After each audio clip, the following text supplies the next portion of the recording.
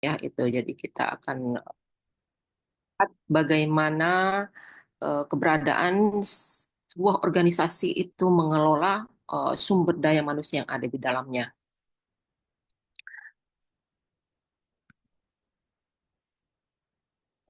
Bisa dilihat secara apa nih layarnya atau Ibu kasih zoom besar ya.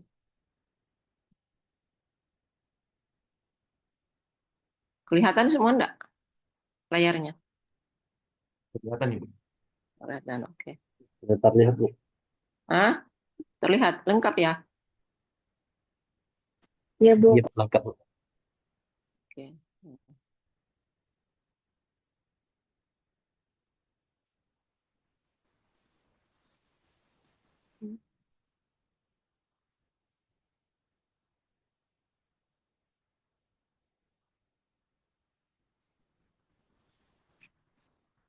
Ya, baik. Di sini coba kita melihat ya bagaimana sumber daya manusia dan organisasi.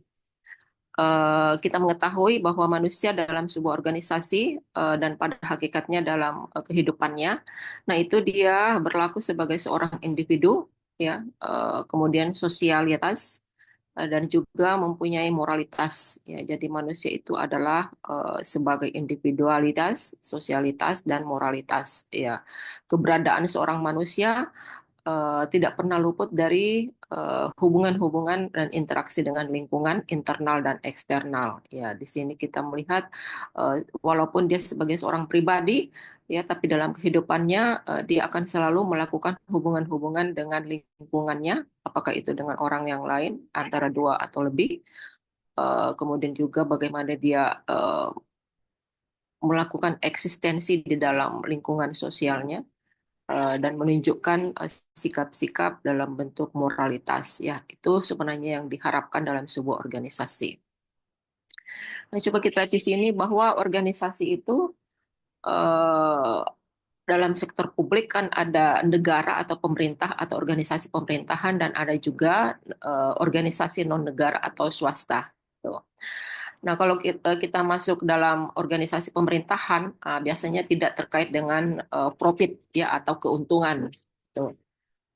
Sedangkan kalau swasta itu selalu berorientasi kepada keuntungan atau profit ya dan biasanya kalau volunteer itu adalah organisasi kemasyarakatan ya itu. Jadi dia biasanya bersikap organisasi yang ada donasinya, sikapnya sukarela ya dan seterusnya.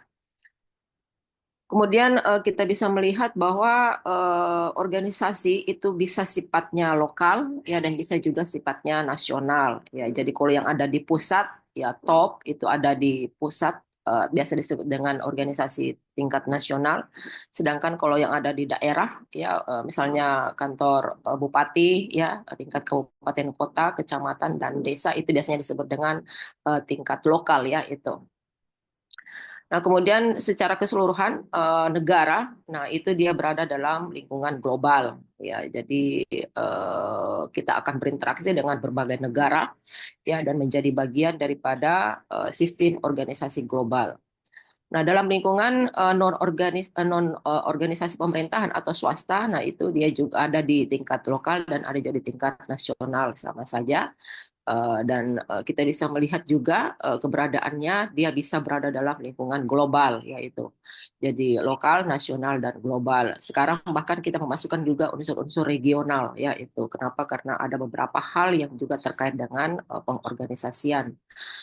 Nah, semuanya ini berorientasi kepada pemenuhan kebutuhan ya. Jadi orang berorganisasi ya, orang melakukan kegiatan, orang melakukan apa saja semuanya terkait dengan kebutuhannya ya dan biasanya juga menunjukkan perilaku untuk memenuhi berbagai kebutuhan ya. Jadi di sini semua organisasi ya sumber daya manusia itu bergabung dalam sebuah organisasi adalah untuk memenuhi kebutuhannya ya seperti itu.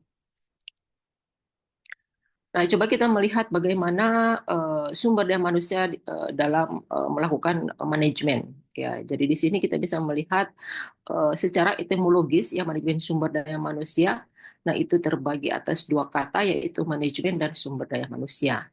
Nah, di sini terkait bagaimana eh, organisasi itu menerapkan manajemen dalam mengelola sumber daya manusianya. Ya, jadi di sini manajemen sumber daya manusia adalah bagaimana sebuah organisasi itu melakukan penerapan ya atau pelaksanaan manajemen dalam mengelola sumber daya manusia yang ada di dalam organisasinya. Nah, di sini ada beberapa definisi ya terkait dengan manajemen sumber daya manusia. Eh, Mungkin ada teman yang bisa baca di sini. Siapa yang mau jadi sukarelawan nih membacanya? Mungkin mana Kurniawan? Ada enggak Kurniawan? Bisa dibaca enggak? Ya, hadir Bu. Ya Bisa Bu. silakan, ya silakan dibaca. Poin 2 Bu ya. Iya, poin 2 definisi. Ya baik Bu. Saya langsung saja definisi. Manajemen sumber daya manusia adalah ilmu dan seni tentang perencanaan, pengorganisasian, pengarahan, dan pengendalian sumber daya manusia untuk mencapai tujuan yang telah ditentukan. Manajemen sumber daya manusia adalah pendayagunaan, pengembangan, penilaian, pemberian balas jasa, dan pengelolaan terhadap individu anggota organisasi atau kelompok pekerja menyangkut menyangkut pula desain dan implementasi sistem perencanaan, penyusunan personalia, pengembangan karyawan, pengelolaan karir, evaluasi kinerja, kompensasi karyawan, dan hubungan perburuhan yang mulus. Ini menurut Henry Simamora. Eh, Dibaca juga Bu yang Nggak sampai bahasa dibawa. Ya. Human ya, Resource Management. Ya. ya Human Resource Management concern the recruitment, selection, development, compensation, retention, evaluation and promotion of personnel with an organization. Ini menurut Bernardin dan Russell. Personnel management is the planning, organizing, direction, and controlling of the procurement, development, uh, compensation, integration of human resource of the individual organization and societal objective are accomplished. Ini menurut Lipo. Ya baik, ya jadi terima kasih ya Kurniawan. Dari 3 definisi atau 4 definisi yang ada di sini, kita bisa melihat ya bahwa ada beberapa hal yang menjadi ciri ya dari para ahli tersebut.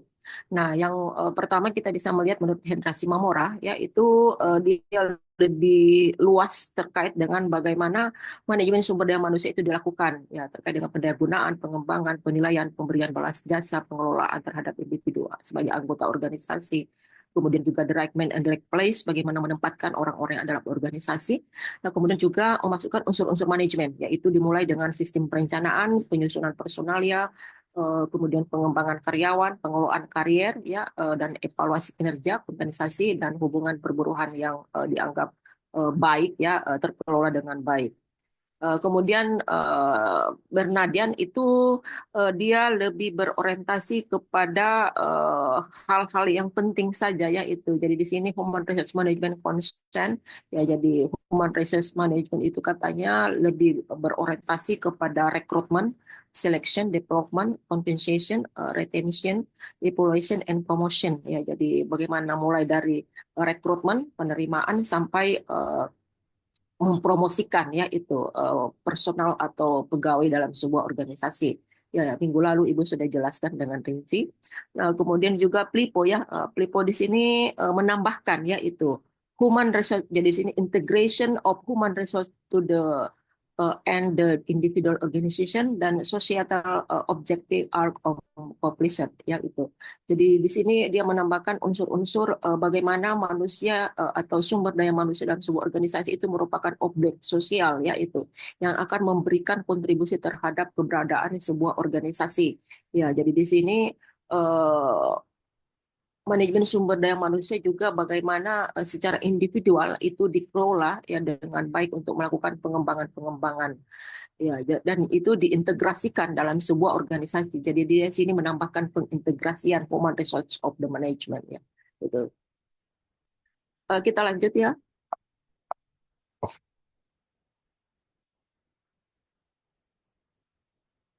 Nah, di sini ada fungsi-fungsi dari manajemen sumber daya manusia. Nah, di sini ada terkait dengan fungsi manajerial dan yang kedua terkait fungsi operasional.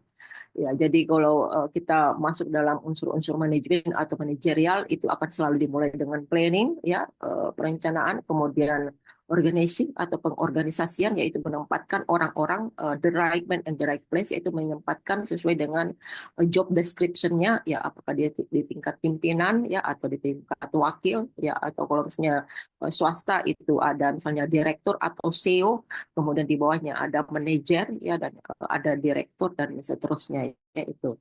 Kemudian directing ya bagaimana pekerjaan-pekerjaan yang ada itu betul-betul diatur ya sesuai dengan kompetensi dan juga melakukan pengawasan ya. Jadi dalam manajemen kan kita selalu ketahui ada tiga hal besar yang menjadi bagian penting yaitu perencanaan, pelaksanaan dan pengawasan ya. Nah, kemudian dalam fungsi operasional, nah di sini kita bisa melihat ada 6 komponen yang menjadi bagian penting ya, yaitu procurement, development, compensation, integration, maintenance, ya kemudian separation. Ya, jadi di sini kita bisa melihat bagaimana sebuah organisasi itu sebenarnya bertanggung jawab ya terhadap bagaimana seorang karyawan itu mendapatkan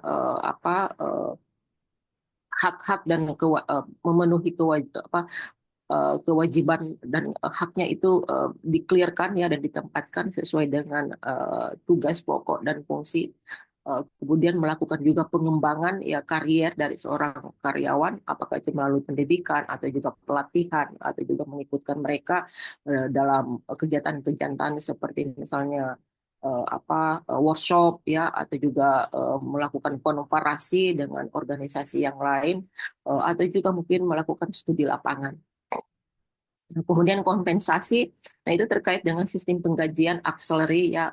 Sekarang kalau ASN itu ada disebut dengan remon atau tukin ya remunerasi atau tunjangan kinerja atau juga gaji 13 ya itu apalagi gaji 14 ya dan ada juga bonus-bonus ya misalnya terkait dengan fasilitas yang didapatkan apakah itu fasilitas rumah, fasilitas fasilitas kendaraan dan fasilitas peralatan untuk membackup pekerjaannya ya itu.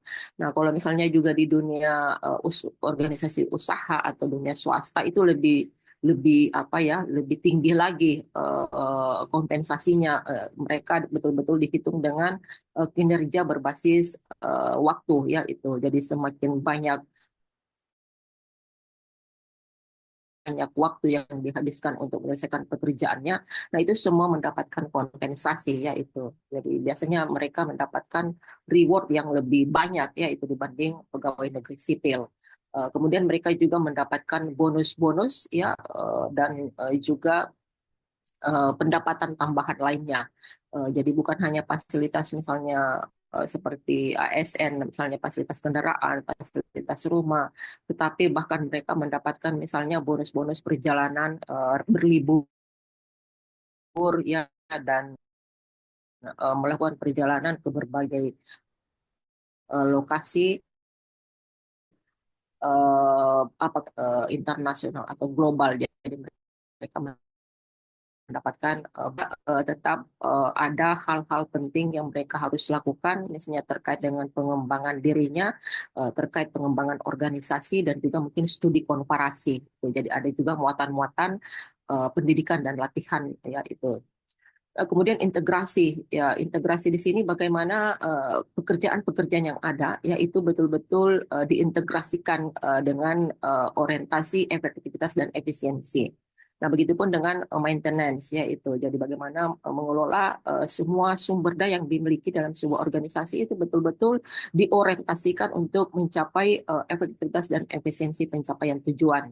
Begitupun dengan separation ya itu. Jadi banyak yang disediakan oleh organisasi untuk membuat karyawannya atau pegawainya itu lebih apa ya, lebih kuat integritasnya, lebih semangat dalam bekerja dan juga mengharapkan karyawan itu bisa bertumbuh dan berkembang, kemudian memberikan kontribusi yang lebih baik terhadap organisasinya dan ikut bersama lebur dengan organisasinya untuk mewujudkan tujuan-tujuannya, apakah itu dalam bentuk tujuan jangka panjang dalam bentuk visi atau tujuan menengah yaitu dalam bentuk misi atau mungkin juga tujuan-tujuan strategis lainnya. Nah, itu betul-betul di maintenance ya untuk pencapaiannya dengan menentukan dan menempatkan orang-orang atau karyawan atau pegawai yang betul-betul kompeten apa ya kompeten di bidangnya. Jadi mereka betul-betul melakukan tugas pokok dan fungsinya itu secara profesional. Berikutnya ya kita bisa melihat nah, ruang lingkup manajemen sumber daya manusia secara keseluruhan ya atau holistik.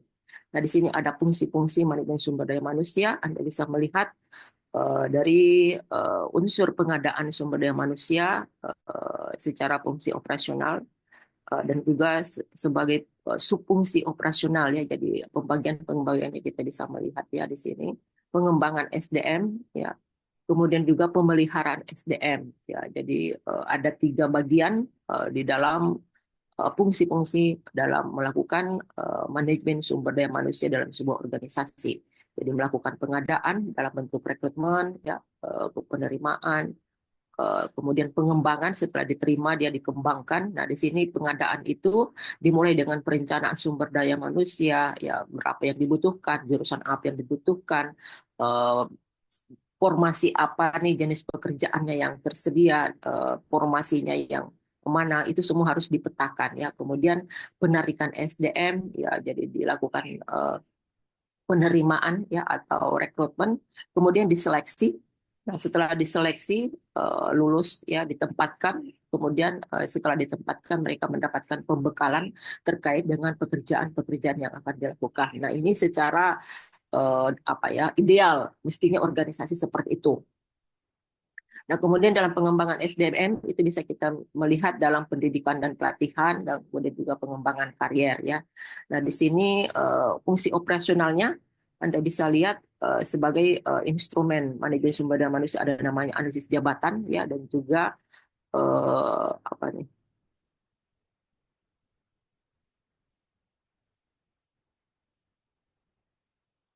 Ya apa nih pembekalan ya itu terhadap lingkungan kerja atau bagaimana organisasi itu memberikan kesempatan-kesempatan kepada karyawannya atau pegawainya dengan membuat instrumen-instrumen yang bisa lebih mengarah kepada merit sistemnya yang lebih profesional.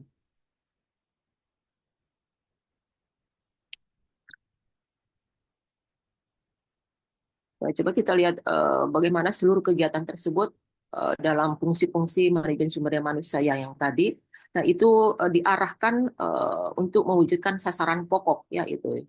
Ya, di sini kita bisa melihat itu sasaran yang utama bagaimana mendayagunakan secara optimal sumber daya manusia yang dimiliki dalam sebuah organisasi melalui terciptanya suatu kondisi ketenaga kerjaan yang memenuhi semboyan tiga tepat ya jadi tiga tepat.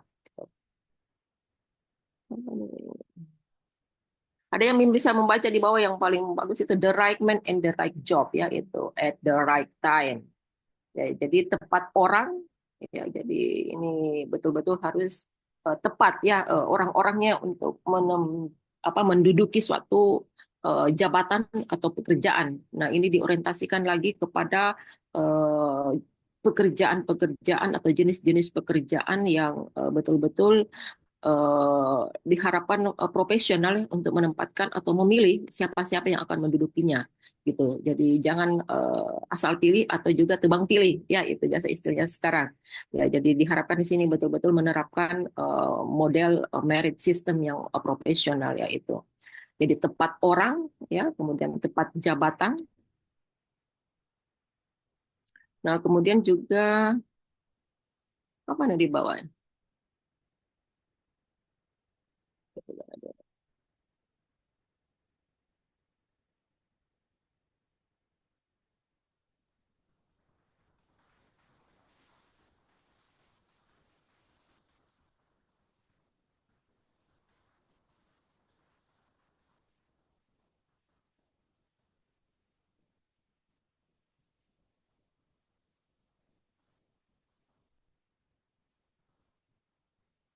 Ada bisa membantu Ibu membacanya nih?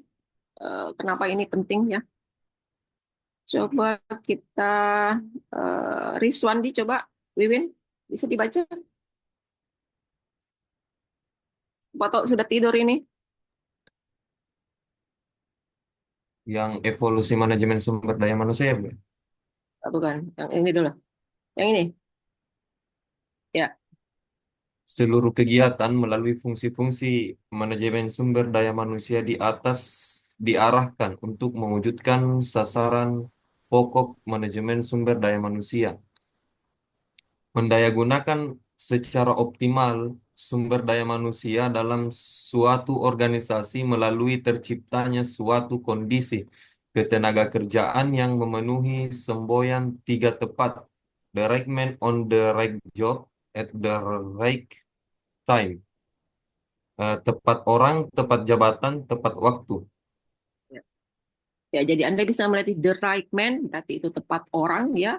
The right job itu tepat jabatan dan yang ketiga the right time ya, itu tepat waktu. Ya, jadi waktu di sini ada beberapa, mungkin kalau the right man tepat orang ya profesionalnya, latar belakang pendidikannya, latar belakang pengalamannya, mungkin juga terkait dengan rekam jejak ya, mungkin jabatan-jabatan atau jenis-jenis pekerjaan yang dia lakukan. Nah, itu menjadi bagian apa pertimbangan ya untuk mendudukkannya pada suatu jabatan atau posisi ya itu. Nah, misalnya kalau dalam kantor bupati, ya biasanya kalau kita mau memilih misalnya wakil bupati atau mungkin wakil bupati dan bupati kan dipilih secara langsung. Nah, biasanya yang pertama itu yang akan dipilih yaitu Sekwilda ya itu adalah jabatan-jabatan yang strategis. Begitupun dengan misalnya kepala Bapeda ya itu juga jabatan strategis. Ya, seperti juga kalau di kementerian mungkin tingkat nasional menteri koordinator ya itu adalah sangat strategis. Kenapa? Karena dia akan membawahi dan menjadi orang-orang yang mungkin akan mendapatkan pendelegasian wewenang dari kalau tingkat nasional dari presiden, sedangkan kalau tingkat provinsi, tingkat kabupaten kota mungkin dari eh, gubernur atau wali kota atau bupati yaitu biasanya seperti Sekwilda itu akan mewakili ya itu. Nah, orang-orang yang akan mewakili para pemimpin tersebut, nah itu betul-betul harus dipilih ya sesuai dengan the right man and the right job itu. Nah, jadi Sekwilda itu biasanya dipilih adalah orang-orang yang punya pengalaman terkait dengan rekam jejak di mana dinas-dinas mungkin yang pernah dia jadi duduki. Biasanya diharapkan mereka sudah memiliki pengalaman yang banyak sehingga nanti pada saat menduduki jabatan sebagai Sekwilda itu dia menjadi kompeten yaitu. Begitupun dengan kepala Bapeda di Bapeda Badan Perencanaan Pembangunan itu dipilih orang-orang yang betul-betul smart dan cerdas dan diharapkan ini jabatan strategis karena mereka yang akan melakukan pemetaan pembangunan yang ada di lingkungan daerahnya. Ya, jadi jabatan strategis seperti ini betul-betul harus tepat orang dan tepat jabatan. Nah, sedangkan tepat waktu ini juga penting kita perhatikan ya, misalnya usia-usia yang untuk menduduki jabatan strategis itu dipilih orang-orang yang usianya sekitar 40 sampai 50 ya itu. Jadi dalam kondisi yang fit ya yang betul-betul dianggap itu sangat produktif ya itu. Jadi umur yang sangat produktif. Nah, kemudian juga lingkungan waktu yang di dalam sebuah organisasi ya dilihat misalnya dia mendekati pensiun atau dia masih junior, nah itu juga perlu dipertimbangkan ya untuk menduduki jabatan-jabatan strategis ya. Kemudian juga waktu kan biasanya pegawai itu usamanya kalau di organisasi swasta ya itu sangat memperhatikan umur dari seorang karyawan atau pegawainya ya. Jadi yang paling dipilih adalah yang betul-betul mempunyai tingkat umur yang dianggap matang, yang dianggap waktu itu, umur itu adalah sangat produktif, ya itu. Nah, kemudian juga bisa dilihat dari waktu lama kerja ya itu. Jadi track recordnya ya itu sudah berapa lama ya itu. Kenapa? Karena terkait dengan pengalaman itu. Nah, kemudian juga memberikan misalnya gambaran bahwa orang tersebut itu matang dalam kondisi umur sekian ya itu. Jadi biasanya dia dipilih itu di umur 45 sampai 50 itu dianggap apa ya sangat matang. Tetapi untuk organisasi swasta dia lebih berorientasi kepada kecerdasannya dari seseorang untuk memegang tampuk kerjaan dan pimpinan yang strategis tersebut dipilih memang orang-orang yang sangat berkualitas itu ya. Eh, Biasa juga mereka masih muda ya, umur 30 itu sudah dipilih ya untuk menduduki jabatan-jabatan penting atau jabatan-jabatan struktural yang dianggap strategis ya itu. Jadi tepat waktu juga sangat penting eh, bagaimana supaya organisasi tersebut dapat menciptakan kondisi-kondisi ketenagakerjaan yang betul-betul optimal ya dalam memperdaya gunakan pegawainya. Ya, jadi di sini tempat orang, tempat jabatan dan tempat waktu atau the right man on the right job and the right time ya. Selanjutnya siapa lagi nih yang mau jadi Ibu Muhammad Aminul Ihsan ada enggak di sini? Iya, Ibu. Oh ya, silakan dibaca. Bantu Ibu coba dibaca. Boleh Ya. ya? Mana tadi? Ya, evolusi manajemen sumber daya manusia silakan. Ya, di mana baik langsung saja di mana evolusi manajemen sumber daya manusia menurut Hadari Nawawi 1996 ada beberapa tahapan. Nah, yang pertama yaitu pra revolusi industri, yang kemudian menjadi revolusi industri. Nah, selanjutnya badan musyawarah kolektif, selanjutnya itu manajemen ilmiah, ya, yang selanjutnya itu awal awal psikologi industri, komisi pelayanan sosial. Selanjutnya itu pendekatan pribadi, gerakan hubungan manusia, studi tingkah laku, dan yang terakhir itu peraturan formal. Ya, jadi kita bisa melihat di sini bagaimana kondisi dalam evolusi manajemen sumber daya manusia itu sendiri ya. Hadari Nawawi ini sangat dikenal dengan berbagai bukunya di kalangan pemerintahan ya itu.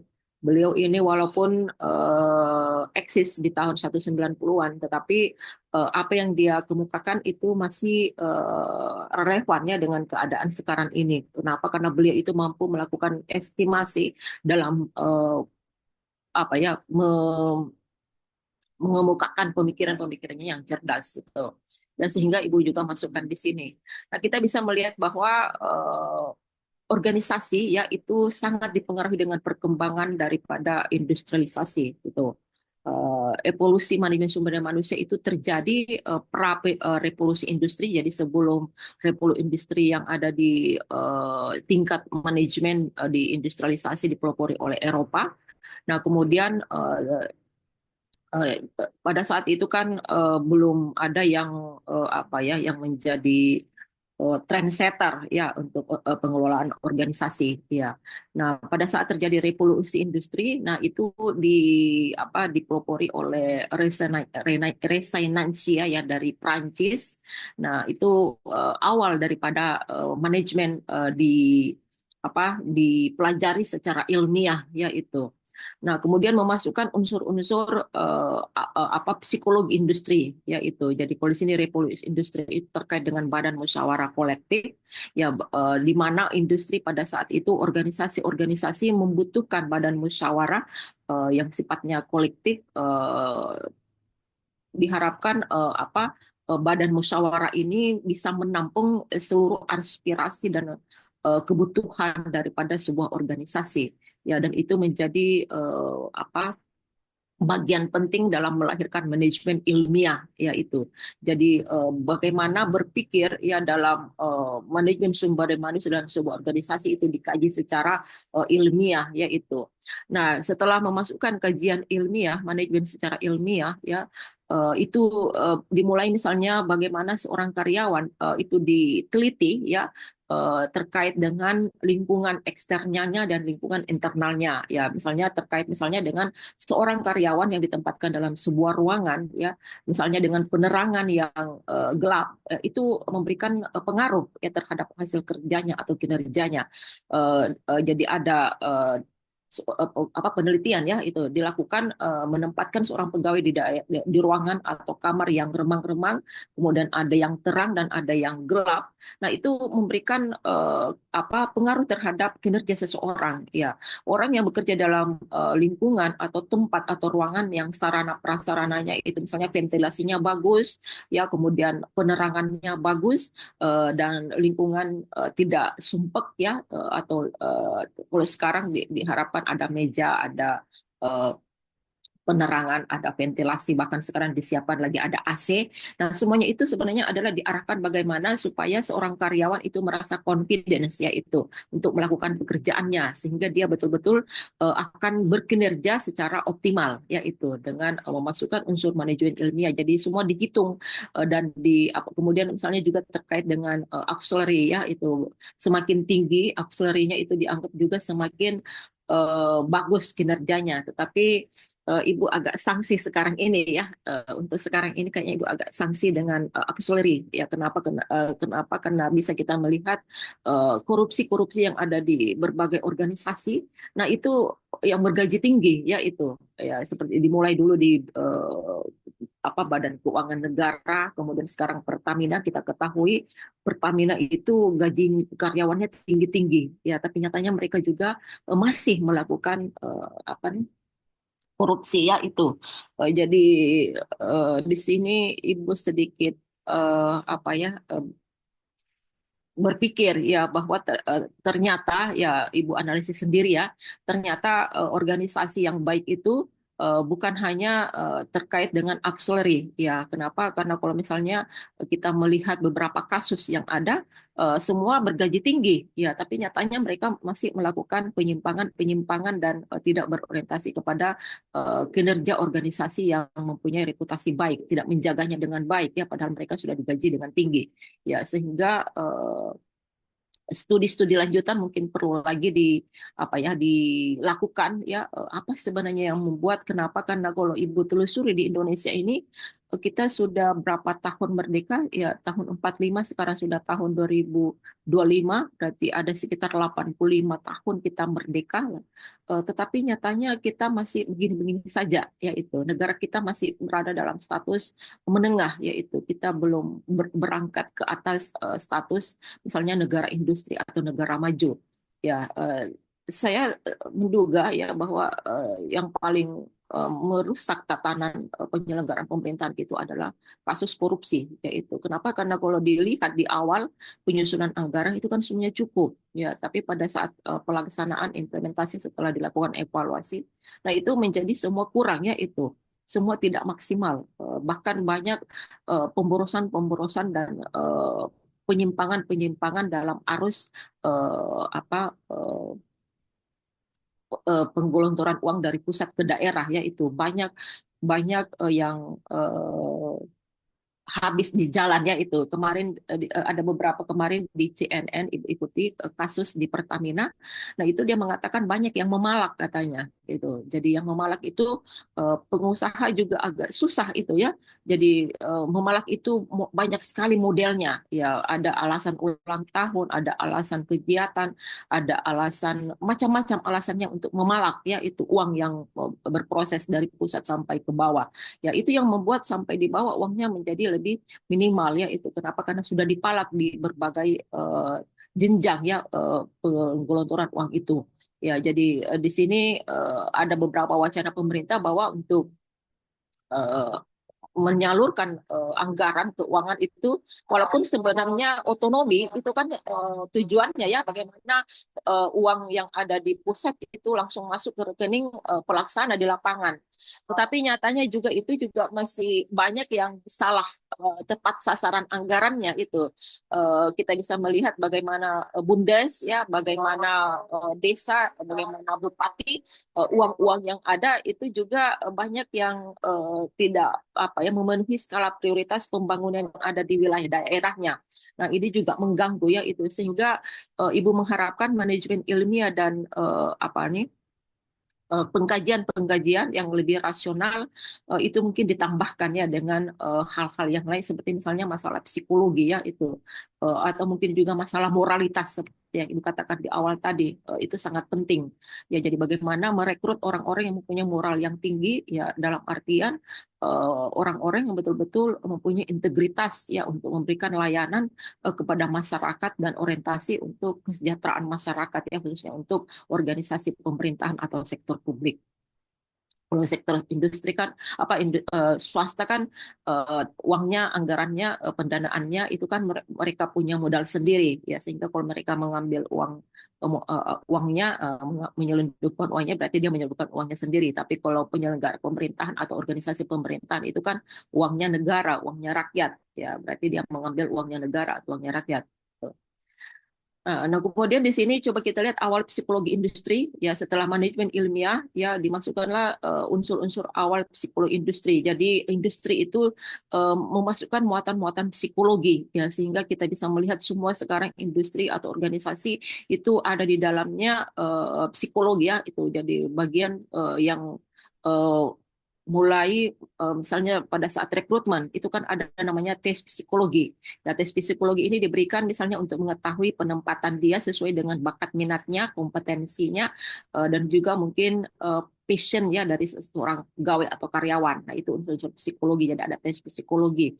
Nah, juga sebenarnya ke depan Ibu ingin menambahkan ya atau ingin menyarankan atau juga perlunya ya, Anda mungkin juga ya sebentar bisa mungkin diskusi menambahkan unsur-unsur bagaimana muatan psikologi ini terkait dengan moralitas, yaitu mungkin unsur budaya dan unsur agama itu penting dimasukkan juga ya untuk membuat mereka seperti kan di Jepang ya, di Jepang itu sangat dipengaruhi oleh culture ya itu. Jadi kalau mereka melakukan kesalahan atau menyimpang itu mereka harakiri itu atau mundur ya itu di beberapa negara maju juga seperti itu modelnya. Itu pengaruh dari budaya ya, budaya malu yang betul-betul mengikat mereka itu sebagai pertanggungjawaban. Nah, mungkin itu juga perlu diberikan kepada pegawai ya pada saat dia direkrut ya, atau ada penilaian khusus untuk itu untuk melihatnya itu barangkali ya. Kemudian juga Komisi Pelayanan Sosial ya. Jadi sekarang kan bisa kita melihat semua organisasi ada namanya apa nih, apa lagi istilahnya sekarang itu yang Komisi Pelayanan Sosial.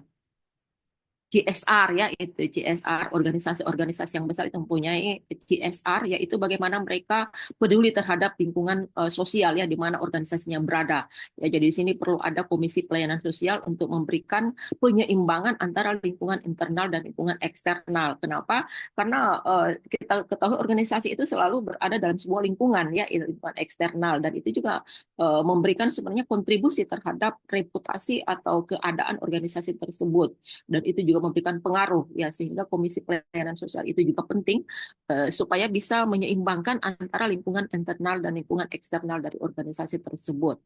Nah, itu bisa dilakukan dengan pendekatan pribadi ya itu. Jadi di sini pendekatan pribadi, dan diharapkan itu akan memberikan gerakan hubungan manusiawi ya. Jadi kalau misalnya sudah manusiawi itu dianggap bisa harmonis ya itu.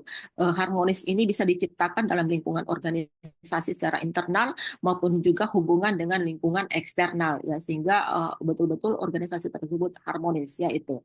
Nah, di sini kita bisa melihat pada saat Anda bisa lihat tanda panahnya ya, itu tadi revolusi, badan manajemen ilmiah, turun kepada awal psikologi, kemudian komisi pelayanan sosial, baru pendekatan pribadi, kemudian gerakan hubungan manusiawi, dan itu akan melahirkan studi tingkah laku ya.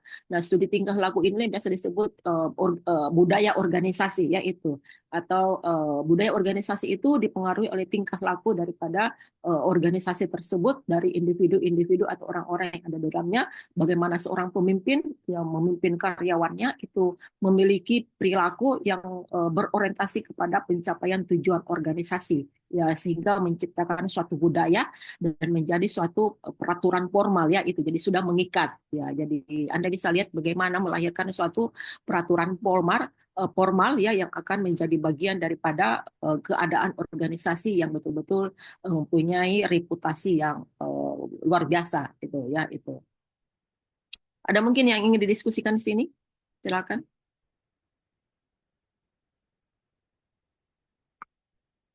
Jadi jelas semua ya? Oke, kita lanjut lagi.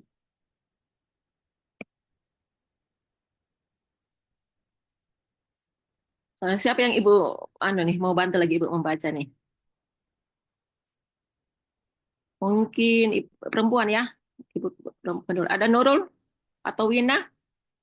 Mungkin Nurul ya. Iya, Bu. Silakan boleh dibaca. Baik, tantangan manajemen sumber daya manusia menurut Hadari Nawawi tahun 2000. Adapun tantangan dari sisi eksternal, yang pertama adanya perubahan yang cepat, lalu keragaman tenaga kerja, globalisasi, peraturan pemerintah, perkembangan pekerjaan, dan kekurangan tenaga kerja yang terampil.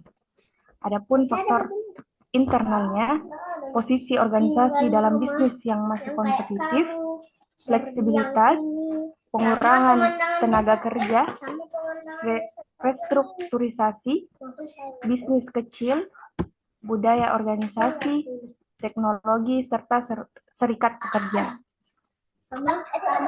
Tantangan yang lainnya, individu atau profesional. Di antaranya adanya keselasian antara pekerja dengan organisasi, kedua tanggung jawab etis dan sosial, produktivitas, pelimpahan wewenang, serta penyaluran buah pikiran. Adapun faktor lainnya yaitu kelemahan manajemen dalam mengembangkan organisasi agar menjadi kompetitif dalam mewujudkan eksistensinya. Yang kedua, banyak manajer yang tak melaksanakan tanggung jawabnya dalam mengelola SDM di lingkungannya. Dan yang terakhir, sulit menemukan petugas MSDM yang memiliki kemampuan menyelaraskan antara strategi bisnis perusahaan dengan strategi SDM. Ya, jadi kita bisa melihat ya bahwa sekarang ini pun masih terasa ya tantangan manajemen sumber daya manusia seperti ini. Ya, mungkin sekarang juga ditambahkan dengan lingkungan internal dan eksternal dari segi individu dan lainnya juga, yaitu terkait dengan walaupun di sini sudah dikatakan teknologi ya di bagian internal, tetapi digitalisasi itu sekarang ini sangat-sangat penting. Kemudian juga skill ya, keterampilan berbagai aplikasi-aplikasi dalam operasional teknologi, kemudian juga skill atau keterampilan berbahasa. Nah, itu juga perlu ditambahkan Ibu di sini ya. Gitu. Jadi Ibu boleh tambahkan di sini. Kenapa? Karena ini punya Hadari Nawawi, kita tidak boleh ya mengganggu-ganggu dia punya teori ya itu. Sehingga mungkin yang kurang ya, mungkin juga dari Anda ada yang memberi masukan terkait dengan apa yang menjadi tantangan sekarang ini ya, itu untuk dunia kerja. Sekarang lagi marak ya PHK ya, ini juga perlu kita analisis kenapa bisa seperti itu. Seperti misalnya Stritex, kemarin lagi ada Yamaha, ada apa lagi tuh organisasi perusahaan apa yang dipelintir bulu mata ya, itu apa enggak tahu apa itu istilahnya bulu mata, soalnya ada bulu matanya. Itu semua mengalami PHK ya, dan PHK-nya ini menjadi masalah. Kenapa? Karena besar sekali ya itu. Kalau Stritex itu ada habis hampir 10.000 karyawannya ya itu. Nah, ini masalah negara, bukan lagi masalah organisasi, tapi ini masalah negara. Kenapa? Kan ini masalah terkait dengan warga negara yang di bulan Ramadan lagi ya, orang kita tahu bersama di bulan suci Ramadan ini kita mau melakukan ibadah dengan tenang ya, tapi kalau diganggu dengan PHK otomatis itu akan membuat stabilitas nasional juga akan terganggu. Ya, kenapa? Sehingga kita bisa mendengar bagaimana pemerintah sekarang mencoba menanganinya dengan beberapa alternatif ya, walaupun belum terlaksana ya, ditunggu 2 minggu ini untuk melakukan relaksasi bagaimana supaya masalah ini bisa terselesaikan dan tidak mengganggu dan tidak juga membuat pegawai-pegawai itu ter apa ya ter apa nih terlunta-lunta ya, artinya tidak mendapat gaji, tidak mendapat pesangon atau tidak mendapat kompensasi itu. Kenapa? Karena di bulan suci Ramadan ini orang butuh biaya yang besar. Kenapa? Karena dalam kondisi memang seperti itu, setiap bulan suci Ramadan akan menghadapi Lebaran, Idul Fitri. Nah, itu membutuhkan anggaran yang cukup besar ya itu. Nah, kalau misalnya kondisinya karyawan atau seorang pegawai di PHK, otomatis tidak mendapat gaji. ya dalam 1 bulan penuh ini kan kasihan ya itu mereka mau menghidupi keluarganya ya, memenuhi kebutuhan primer ya, utamanya masalah pangan ya, itu sangat primer ya, sehingga pemerintah mengkondisikan bagaimana memberikan tunjangan BPJS ya, itu bisa cair untuk mereka. Ada juga alternatif mempekerjakan kembali dengan menyalurkan kepada tempat-tempat yang lain, tapi itu juga menjadi masalah. Kenapa? Karena tempat yang lain juga banyak tidak ada formasi. Ya, kemudian juga jenis pekerjaan keterampilan mereka juga berbeda ya, dari industri konveksi misalnya mau dipekerjakan kepada industri yang lainnya itu kan agak susah juga ya terkait dengan skillnya atau keterampilannya ya. Jadi ini masalah besar ya yang perlu disorot betul, kenapa bisa seperti itu ya. Mungkin ada yang ingin memberi masukan kepada Ibu atau bisa kita diskusikan di sini.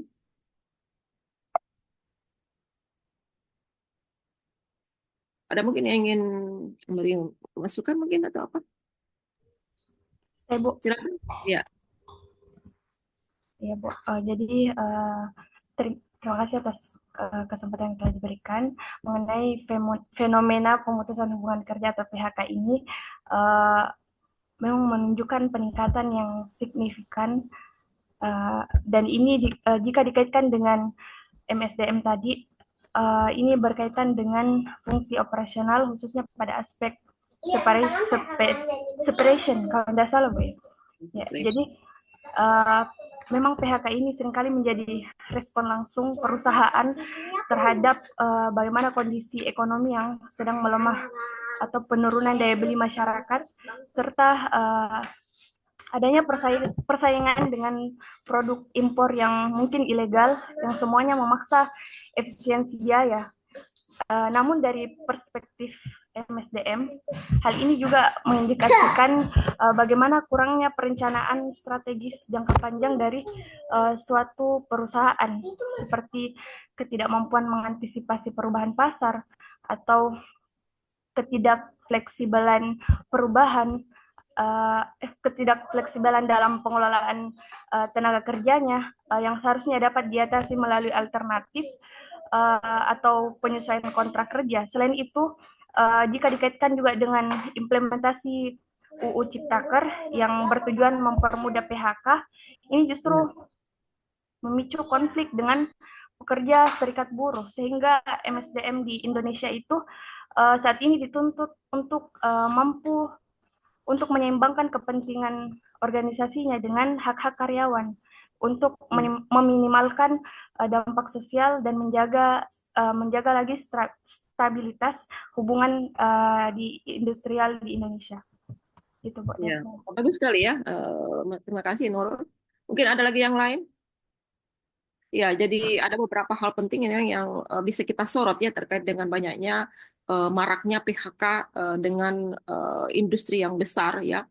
Kita ketahui Stritex itu kan tekstil ya. Kita ketahui sekarang di global ini yang menguasai tekstil itu India dan China ya itu. Mereka mempunyai kualitas yang bagus kain-kainnya dan murah itu, sehingga disukai di berbagai negara itu. Nah, ini masalahnya sebenarnya Stritex. Mestinya kan mereka juga kan dari India ya. Dia kan perusahaan yang berasal dari India kalau saya tidak salah. Nah, itu kan mestinya melakukan perbaikan dari produksinya itu.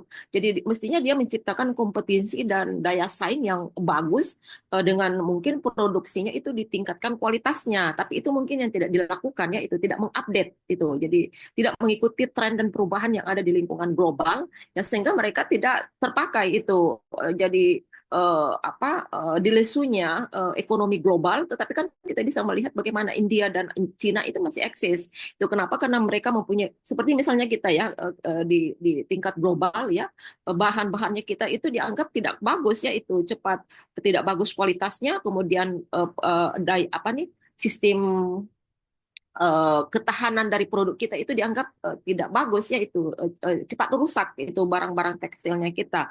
Nah, kita bisa melihat produk-produk Cina seperti misalnya silknya ya, itu sutranya.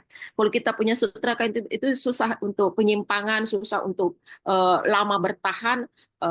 Kenapa? Karena dia membutuhkan cara-cara yang khusus. Nah, kalau kita melihat produk dari Cina dan India itu biasa saja gitu. Tidak ada perlakuan khusus untuk produk-produknya, dan juga bisa didapatkan dengan murah. Nah, itu mestinya juga industri street tektis atau street tax ini mengantisipasi dengan menciptakan produk-produk yang mirip-mirip dengan itu atau mungkin lebih dari itu. Nah, itu yang mereka tidak lakukan. Jadi bagaimana mereka bisa mengantisipasi kompetisi pasar ya, itu di tingkat global itu dia tidak lakukan, tidak mengupdate dan tidak mengikuti tren perkembangan. Nah, kemudian juga dipicu lagi dengan masalah ekonomi global yang lagi lesu, ya itu. Ya, kita bisa melihat bagaimana Amerika saja negara superpower itu melakukan efisiensi, ya itu. Nah, ini juga diikuti dengan berbagai semua negara ya itu melakukan efisiensi. Kenapa? Karena memang kita ketahui bahwa keterbatasan dari ketersediaan barang-barang itu terbatas ya itu. Kemudian dipicu lagi dengan perang ya, perang antara seperti misalnya Ukraina, Laut Cina Selatan, Palestina. Nah, itu kan mempengaruhi juga ekonomi global ya itu. Belanja tidak ada kalau orang perang kan itu. Nah, ini juga menghantam ya. Kenapa? Karena kita tahu negara-negara Timur Tengah itu juga banyak menyerap konveksi dari Indonesia.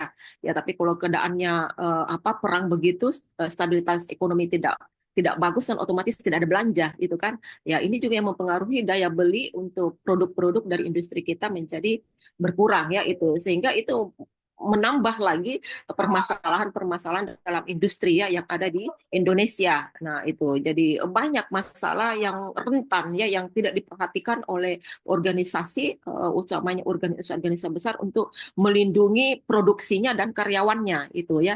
Jadi dia tidak melakukan maintenance ya terkait dengan bagaimana mengkondisikan dan membuat organisasinya itu bisa lebih berkelanjutan gitu atau lebih bertahan dalam kondisi apapun. Nah, itu mereka tidak pertimbangkan hal-hal yang seperti itu ya. Jadi sebenarnya riset and development-nya mereka tidak jalan ya kayaknya itu. Seandainya dia melakukan riset and development secara berkelanjutan, nah itu kan bisa mengantisipasi ya tantangan-tantangan dan juga mungkin ancaman-ancaman yang ada di lingkungan eksternal ya itu.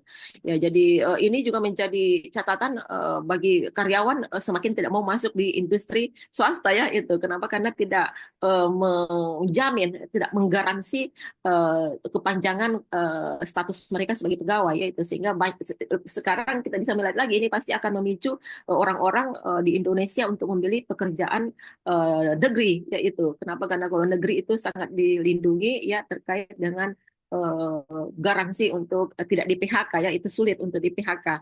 Ya, jadi ini pemerintah ya kalau saya sih perlu meninjau ulang ya itu bagaimana BKN ya menerapkan mungkin sistem-sistem kepegawaian dimulai dengan organisasi pemerintahan untuk melakukan transformasi ya itu terkait dengan pengelolaan SDM-nya. Kan kita bisa melihat seperti misalnya di Swedia ya, Swedia kalau kita membuka di YouTube itu bagaimana keadaan negara tersebut luar biasa ya itu. Dan ternyata kita melihat penyelenggaraan pemerintahan itu memiliki gaji yang rendah gitu ya dibanding sektor pekerjaan-pekerjaan seperti guru, dosen yang berorientasi kepada perbaikan sumber daya manusia itu. Ya, kalau di Indonesia kan tidak itu gaji dosen dan guru itu sangat rendah dibanding misalnya anggota legislatif dan para pejabat ya mungkin seperti bupati, Pak Camat itu kita jauh di bawah rendah sekali ya itu. Ya kita bisa lihat gaji profesor saja di Indonesia cuma sekitar ya paling banyak sekitar 20 juta paling banyak gitu ya dengan tunjangan profesinya. Itu kan tunjangan profesi profesor sampai 4E yang paling tinggi itu sekitar 13 juta ya. Kalau misalnya gajinya 4E itu sekitar ya 10 juta dengan serdosnya. Nah, itu ya paling sekitar tidak sampai 20 juta. Nah, kalau kita melihat negara-negara yang lain seperti misalnya Malaysia saja yang dekat ya atau Singapura itu bisa sampai ratusan juta ya itu. Sehingga kemarin ada di YouTube itu uh, mereka dosen pemula tapi gajinya itu lebih tinggi dibanding dosen senior profesor golongan 4E di Indonesia. Itu bayangin ya, saking rendahnya kita punya gaji di Indonesia. Ya, tapi itu juga terkait dengan masalah pendapatan negara kita yang memang juga rendah ya itu. Jadi kita tidak bisa mengcombine dan mengkomparasi ya sehingga kita mempertanyakan kenapa kualitas sumber daya manusia rendah, mungkin perguruan tinggi yang tidak becus melahirkan proses pembelajaran yang optimal, yaitu dipertanyakan. Tapi kembali lagi kemarin forum rektor dari Majelis Rektor se-Indonesia itu berkunjung ke MPR ya di Komisi 10 itu menyampaikan unek-uneknya bahwa jangan perguruan tinggi luar negeri bandingkan Indonesia, kondisinya tidak sama gitu ya. Laboratorium saya di perguruan tinggi itu sangat-sangat di bawah standar ya, itu sistem pengkajian di bawah standar. Jangan dikomparasikan sudah dengan negara-negara yang lain. Standar pengkajian mereka sangat tinggi, standar organisasi terkait sarana prasarananya mereka lengkap ya. Bagaimana Indonesia mau melahirkan sumber daya manusia yang bagus kalau tidak ada tempat ya seperti laboratorium, sarana prasarana hanya sebagian kecil ya yang memenuhi standar. Nah, ini menjadi diskusi ya antara Komisi 10 kemarin dengan majelis profesor yang diikuti oleh forum berbagai rektor yang ada di perguruan tinggi di Indonesia. Itu mengemukakan semua ya ditambah lagi dengan kondisi efisiensi sekarang dipotong jadi 20% ya, itu di bawah 20%.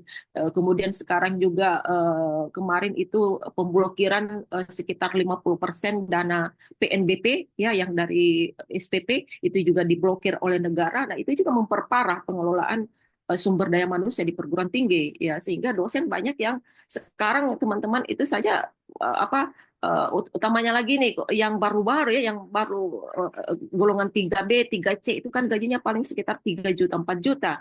Ya ini kan masalah memang kenapa, karena transportasi, membiayai keluarga, rumah tidak disediakan, semua tidak ada yang disediakan, mandiri semua kan ini tidak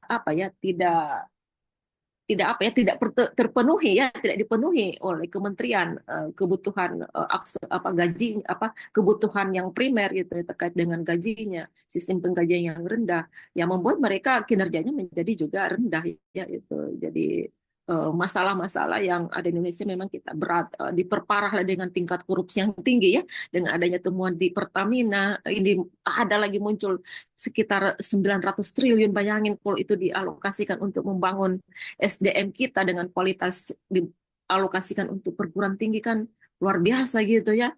Gitu ya. Jadi ini ketimpangan-ketimpangan dalam pengelolaan negara kita ya dari penyelenggara pemerintah yang kita tidak tahu apa masalahnya, karena kalau kita ikuti di YouTube itu luar biasa ya. Ternyata para menteri ini juga mendapat suap-suap itu ya, jadi palak-palak ini yang paling banyak ya kemarin dikemukakan oleh ahli dari ekonom dari UI itu mengatakan bahwa di Indonesia ini penuh dengan palak ya, penuh dengan kontribusi terhadap pemangku kepentingan, itu yang membuat anggaran menjadi minimalis sampai di bawah, dan itu yang mengganggu implementasi gitu. Kita masih melihat proses ya penyelenggara pemerintah yang baru ini bagaimana melihat kondisi yang agak-agak tidak baik-baik saja ya kalau Ibu lihat ya, masih sangat-sangat bermasalah ya. Dan banyak orang-orang cerdas yang bisa memberikan kontribusi untuk perbaikan dan memberi solusi ya terhadap masalah ini. Baik, kita lanjut lagi ya.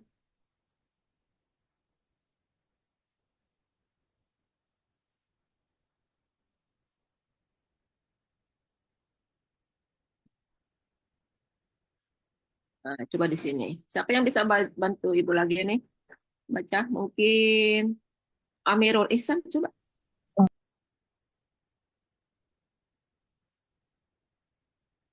Bisa enggak Ya, dibaca nih? Oke. Ibu munculkan dulu semua ya. iya. Oke, dibaca. The Central Challenge to Organization menurut Weder and Davis 1996, Central Challenge terbagi menjadi beberapa bagian, baik Central Challenge maupun Weder Organization, di mana ada beberapa ini. Yang pertama yaitu Global Competition Challenge, yang kedua yaitu Unemployment Challenge, yang ketiga yaitu Social Responsibility Challenge, selanjutnya yaitu Medical, Food, Housing Challenge, selanjutnya Food Now Challenge, Ethical Challenge, Workforce Deficit Challenge, Population Growth Challenge. mungkin itu. Iya, jadi the central challenge for organization ya, jadi tantangan utama dalam sebuah organisasi ya. Banyak hal yang perlu kita lihat di sini ada 8 ya, untuk menghasilkan better organization ya, atau better organization atau organisasi yang baik ya itu. Ya, jadi tantangannya ada banyak sekali yang perlu kita perhatikan di sini terkait dengan sebuah organisasi ya itu. Pertama, global competition challenge ya, jadi tantangan kompetisi global ya yang sekarang ini sudah sangat-sangat marak ya, itu mempengaruhi semua negara ini. Dan ini yang berat. Kenapa? Karena tidak susah untuk melakukan estimasi karena perubahannya sangat dinamis ya itu. Jadi tadi Nurul mengatakan banyak organisasi tidak melakukan estimasi jangka panjang ya terkait dengan visinya. Ya, tetapi itu memang agak berat untuk sekarang ini karena susah untuk melakukan estimasi ya itu. Jangkauan pemikiran ke depan itu sekarang terpatahkan dengan banyak masalah, utamanya cuaca ekstrim ya, perang, kemudian juga bencana ya. Itu yang apa terjadi tidak terduga ya waktunya. Nah, ini yang menjadi masalah sehingga pencapaian tujuan dalam misi dan visi dari sebuah organisasi itu tantangannya luar biasa untuk sekarang ini ya itu di tengah tekanan global. Kemudian employment challenge ya, jadi bagaimana di sini para pegawai itu mendapatkan juga tantangan. Aduh, ibu anu nih dulu ya, eh, anu ibu lagi lobet, ibu pasang dulu.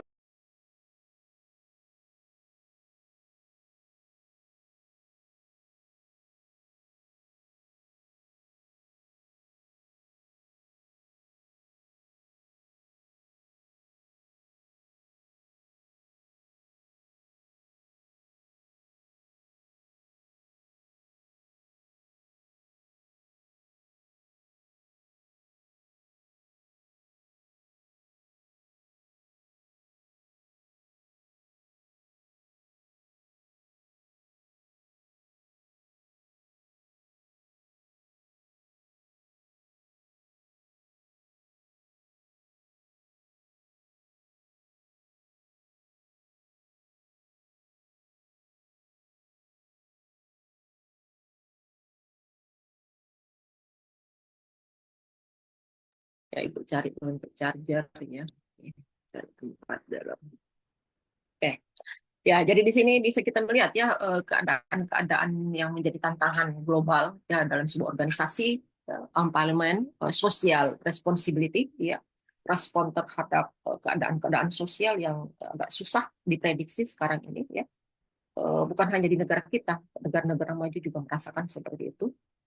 Medical food housing challenger ya, ini juga tantangan terkait kesehatan, makanan, perumahan dari organisasi khususnya untuk karyawannya itu susah untuk menyediakan, memenuhi. Kita saja dosen dulu ada waktu tahun 80-an ada perumahan untuk dosen, sekarang tidak pernah ada lagi ya, cuma satu kali tersedia.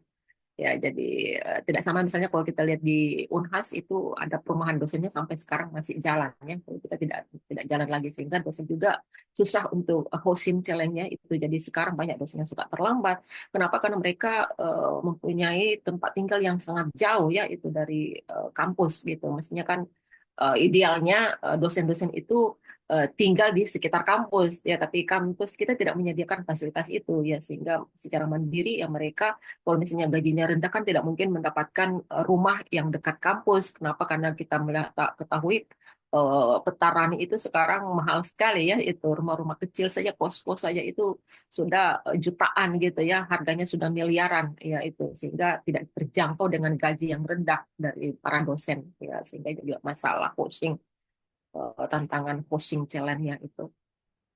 Ethical challenge, workforce diverse challenge ya, kemudian population growth challenge ya, itu juga populasi pencari kerja di Indonesia ini juga luar biasa banyaknya. Setiap tahun kita mendengar perguruan tinggi melahirkan alumni itu ribuan di seluruh Indonesia, dan formasi kerja itu biasanya hanya tersedia berapa saja ya itu, utamanya lagi industri, dunia usaha, organisasi pemerintahan itu tidak mampu menampung pencari kerja, sehingga sekarang kita bisa melihat sekitar 20% pencari kerja itu adalah alumni perguruan tinggi, ya, jadi penganggur yang mempunyai latar belakang akademik, ya. Kemudian juga supply and demand dari perguruan tinggi itu dianggap tidak sesuai dengan kebutuhan pasar kerja, ya. Banyak alumni alumni kita, utamanya dari alumni prodi ilmu sosial, itu tidak terpakai, ya, itu.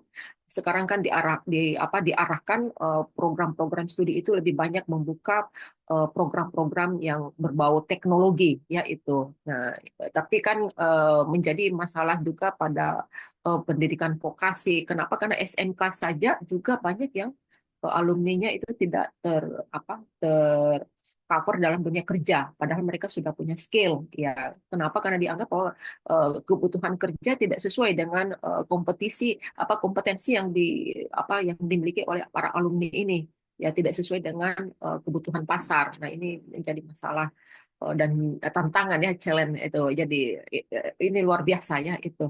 Untuk mewujudkan better organization itu sangat susah dengan adanya center challenge ini, tantangan yang terpusat di berbagai ranah masalah yang sangat-sangat fundamental, ya, itu. Eh, Mungkin Ibu kasih sedikit tugas, ya, untuk the central challenge to organization ini. Anda mungkin bisa screenshot, ya, itu. Kemudian Ibu harapkan nanti memberikan apa yang bisa kita lakukan, ya, terkait dengan tantangan ini. Dari 8 tantangan ini, Anda bisa memberikan mungkin 1 atau 2 solusi yang Anda bisa tawarkan, ya, itu. Itu mungkin tugas kita untuk hari ini. Eh, Apa didengar tugasnya? Halo? Bu. Sudah, Bu. Ya, oke. Jadi di screenshot ini, ya, ini slide-nya. Nah, kemudian Anda mengerjakannya minggu depan, ya. Ibu harapkan masing-masing dari mahasiswa yang ikut dalam Zoom ini mengerjakan 8 challenge ini dan memberikan penyelesaiannya itu, atau solusi, yang menawarkan solusi dari challenge ini, ya, itu memberikan solusi. Yang mungkin misalnya Global Completion Challenge itu 1 atau sampai paling kurang mungkin 1 solusinya, sampai paling banyak mungkin 5, ya, itu. Jadi berdurasi bisa 1, 2, 3, 4, 5 di masing-masing challenge ini, ya, itu. Bisa dipahami tugasnya? Bisa, Bu. Insya Allah bisa, Bu. Ya, Bu. Ya, jadi kalau begitu minggu depan, ya, Ibu akan menagih, ya, tugas ini, dan nanti akan tampil satu-satu untuk mengemukakan, ya, bagaimana mengatasi daripada tantangan ini, gitu. Barangkali itu, ya, untuk materi kita hari ini. Ibu akan sambung berikutnya lagi. Kita akan masuk di ini, ya, rekrutmen. Ya, kita mulai lagi bagaimana sebaiknya, ya, dalam pengadaan tenaga kerja. Kita mulai lagi dari itu dengan uraian-uraiannya, ya, itu. Nanti itu akan kita masuk minggu berikutnya setelah kita menyelesaikan pada tadi. Ini kan nanti minggu berikutnya ini.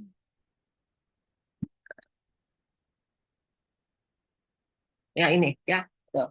Jadi ini dulu yang kita selesaikan. Kenapa kan ini sangat penting, ya, itu. Kenapa? Karena di sini terkait dengan better organization, ya, terkait dengan tantangan umum, ya, atau utama di dalam organisasi, khususnya terkait dengan manajemen sumber daya manusia.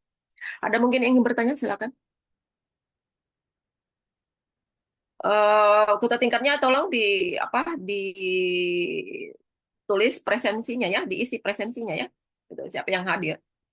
Jadi kita bisa lihat di sini cuma ada 10 orang, ya. Mungkin di apa ya disampaikan sama semua teman-temannya bahwa kuliah kita dimajukan, begitu, Wiwin. Apa tahu mereka ndak hadir karena ndak tahu informasi kita kuliah pagi, karena biasanya kita kuliah jam 2. Wiwin, Hah? Sudah saya sampaikan, Ibu. Oh, sudah, oke. Ya. Jadi di absen teman-temannya, ya. Tuh, siapa yang hadir? Ada kan presensi manualnya tuh? Ada absensinya. Ada, Ibu. Oh, ya. Jadi di ini saja, ya, sesuai dengan yang hadir. Jadi tugas ini kita akan kerjakan ya, dan minggu depan semua saya harapkan yang kalau misalnya mereka tidak hadir, mungkin disampaikan saja ya bahwa ada tugas seperti ini dan mereka siap untuk minggu depan. Semuanya siap ya untuk mengemukakan apa yang menjadi solusi atau tawaran terkait dengan tantangan organisasi yang ada di sini ya. Ada 8. Ibu selesai dulu sampai di sini ya. Ibu harapkan Anda mengerjakan tugas ini. Jadi itu juga menjadi bagian waktu yang kita bisa pergunakan, waktu sisa kita ya, untuk mengerjakan tugas-tugas ini. Karena Ibu lagi mau lanjut mengajar di S3, nih, mau nimbrung di S3. Barangkali itu ya. Terima kasih atas perhatiannya. Insya Allah kita ketemu minggu depan. Ibu harapkan Anda mengerjakan tugasnya dengan baik. Better to apa deh? That is work home ya, work home ya, pekerjaan rumah ya itu. Jadi, Ibu harapkan Anda lebih bagus ya, better to work home. Oke, see you. Thank you very much. And sampai jumpa minggu depan ya. Assalamualaikum warahmatullahi wabarakatuh dan selamat siang. Waalaikumsalam Waalaikumsalam warahmatullahi warahmatullahi warahmatullahi wabarakatuh. Terima kasih, Bu. wabarakatuh. Makasih Bu.